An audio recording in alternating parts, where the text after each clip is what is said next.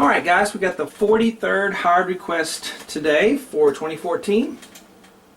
And it is Rachmaninoff. It's his piano prelude in C sharp minor. Famous piano work. I'm sure you've heard it. But it is for shawncheek.com, not webpianoteacher.com. Webpianoteacher is my other website for popular music by ear. This is shawncheek.com, my sight reading site, which also has lots of classical lessons on it. So we're going to do that today. Let me squeeze in here and we'll see what we have for today. I believe, if memory serves, that Sergei wrote this when he was 15 years old. Amazing. But we have 1 and 2 and 3 and 4 and 1.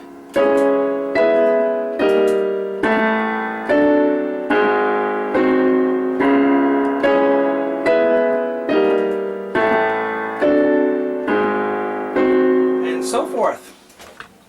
Hello, I'm Shawn Cheek. Welcome to my piano lessons for shawncheek.com. I always put the free part 1 on YouTube, and the rest of the lessons for this piece, as well as many other classical lessons, sight reading lessons. I also have Scott Joplin ragtime lessons on there, and some other things that I've wrote. So if you want to learn how to read music notation, that's my site for doing that. shawncheek.com. ShawnCheek.com.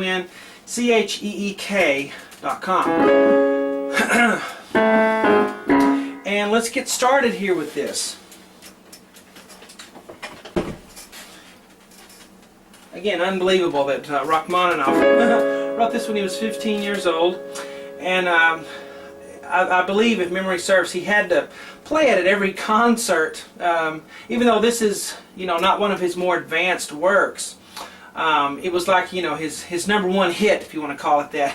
And the crowd always wanted him to play this. So he played it for encores and so forth. But he always did it graciously. He never, got sick of it. Oh, I got to play the prelude in C sharp minor again. He was a very gracious man. And a great piece of music here. I just love it. It just reminds me of Frankenstein for some reason. Especially the beginning. But let's get started with the free part 1 here. We have 4 sharps, okay? F, C, G, and D. I'm going to assume you can read music some already, okay? If you can't, you need my beginner sight reading lesson series on shawncheek.com, and then we can move up and graduate to things like this. But I'm going to assume you can read music a little bit already. F, C, G, D are our sharps. And we're not in the key of E, we're in the key of C sharp minor. So if you remember your C sharp minor scale, okay, C sharp, D sharp, E, F sharp, G sharp, A, C, B sharp, and then C sharp, okay? Might want to play that scale a little bit to get yourself familiar again, but you don't have to. You don't have to do scales and chords to play. They help out, but okay. So we're going to start with an A in the right hand, and it's below middle C, and the left hand has an A octave, so that's going to be way down here. Okay? So you have an A on the thumb. This may be off the video, but I'm just playing an octave with an A here. Okay, A. And then, or of course, if you're on the site, you can download the PDF for this. Okay, so just download the PDF file for the music, and you can not have to just look on here. You'll have your own score to go off of. A, G sharp, then I'm going to go down to C sharp. This is a C sharp down here. Okay? Now I don't like writing in all the notes. Some people do that all the time, but when it's a really low ledger line like that, you can write it in. I mean, who's going to know that one that low? But it's a C sharp. Left hand also is doing a C sharp octave. Okay, and we're going slow, lento. You really have to consider what speed you want to go in here. Bum, bum, bum. So that's the speed. And 4 and 3 and 4 and 1 and 2 and 3 and 4 and 1. And see all the counting I had to do there? And you have to count it or you won't make it last long enough, okay? And you want to stay down on the C sharp. Don't come up here and be getting ready for this, because mentally we have to stay on this thought. 3 and 4 and 1 and 2 1, and then come up, okay? Stay down there so that your listeners that are watching are staying with you on that musical thought, and we're not, oh, waiting for this chord here, okay?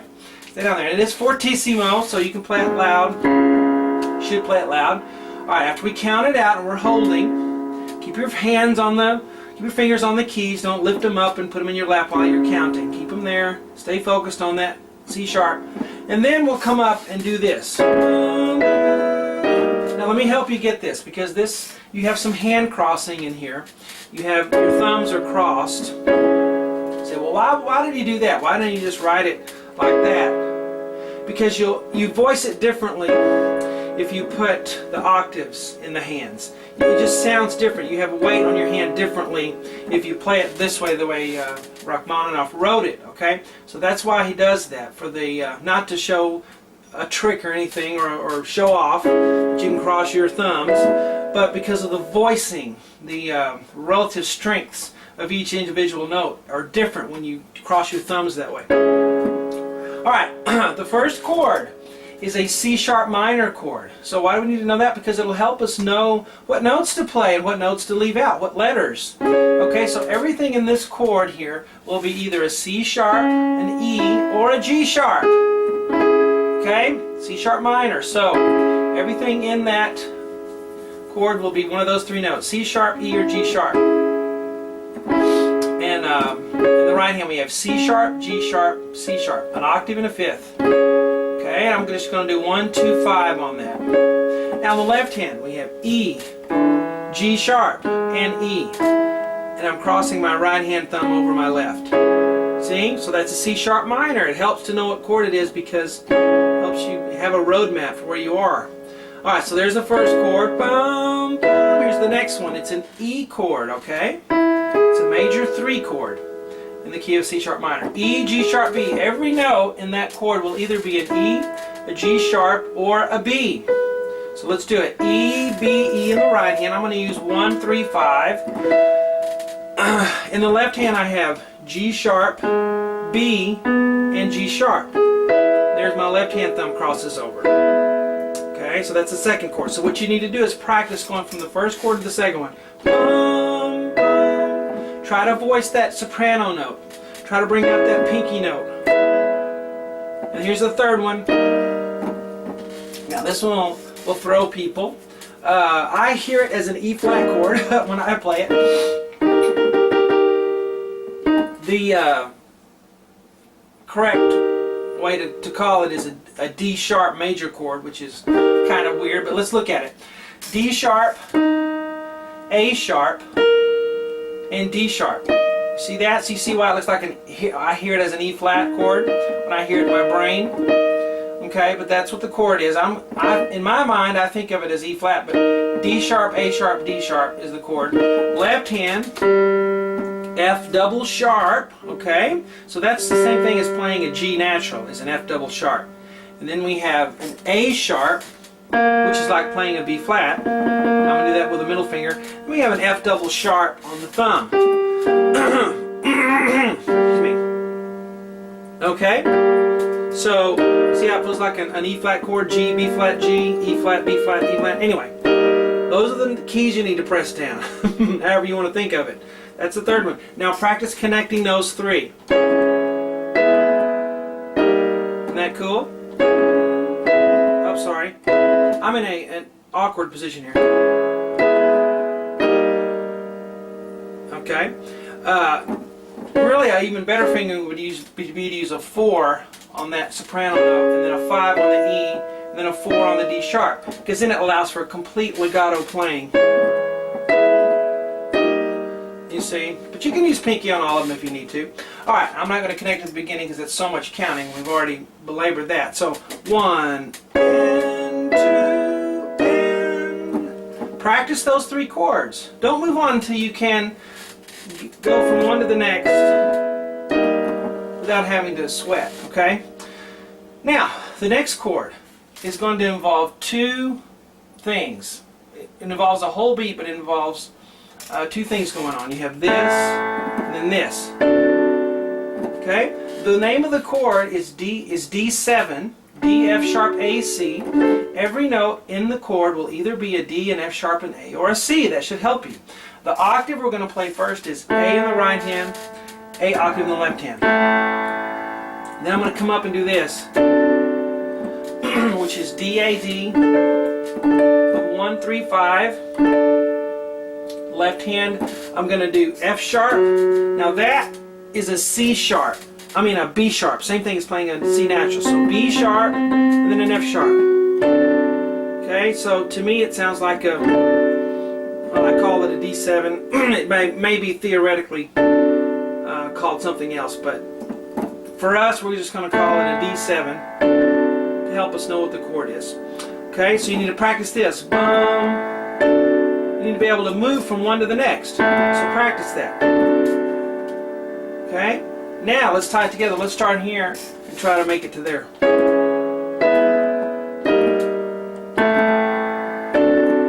You can even do this. You can play the C sharp. Even though the C sharp is tied from over here, you could play it just to give yourself, to practice the leap. Okay? Even though you're not going to play this, for practice purposes, you could play it right here just to help you, so you're not counting that out all day. Here's the next chord. Now, I hear it as a A flat 7, but theoretically we're going to call it a G sharp 7. Okay, G sharp major 7, or just a G sharp dominant 7, sorry. So we're going to play a G sharp in the right, a G sharp octave in the left. That's our bass note. Boom. Then we're going to come up here and do this over the top of it. So in the right hand we have B sharp, which is the same thing as playing a C, F sharp, and then a B sharp on the top. So we have, C, F sharp, C, but it's really B sharp, F sharp, B sharp. Left hand we have D sharp, F sharp, and D sharp. The F was sharp because this one was here. Okay, it was F double sharp right there, so now it's just F sharp. Anyway, you can get frustrated if you're not a good reader, but that's why I'm here to help you read it. So practice going. And that's really what my lessons are all about. They're for sight people to learn the basics of sight reading, but also for those of you who can play and who have an ear and who have the ability physically to play these things, but are so frustrated with your reading that it's preventing you from learning the music that you love. So that's why I'm here, to bridge that little gap for you. Or big gap. Sometimes it's a big gap, isn't it? Alright, let's go from here. And go 1.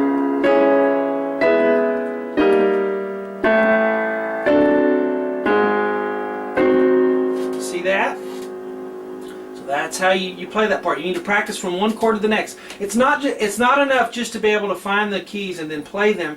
You need to be able to get from one to the next one, to the next one. That's the key. So practice from one to the next one, to the next one, to the next one, without hunting and pecking, hunting and finding. We don't want to hunt and search. We want to just go right to the key. And that's what you need to have in mind when you're practicing this. Okay? So that's the free part 1. We will go over every measure in detail like we did just this. So lots of good stuff in this lesson series for this great prelude. And I'll help you through the whole thing. So get on shawncheek.com, get a membership. I'm running a special still that has worked so well for this site. It's a year membership for half price. Normally a year membership on shawncheek.com is $200, but I've been giving it away for $99, half price, for a year. If you'd like that deal, just send me an email to easypianolessons@yahoo.com. EASYPIANOLESSONS, and see if we can get you in on that deal still. It's been going so well, I've never ended it. Alright, lesson 2 and all subsequent lessons for this piece, as well as many other things, on shawncheek.com right now. I'll talk to you guys later.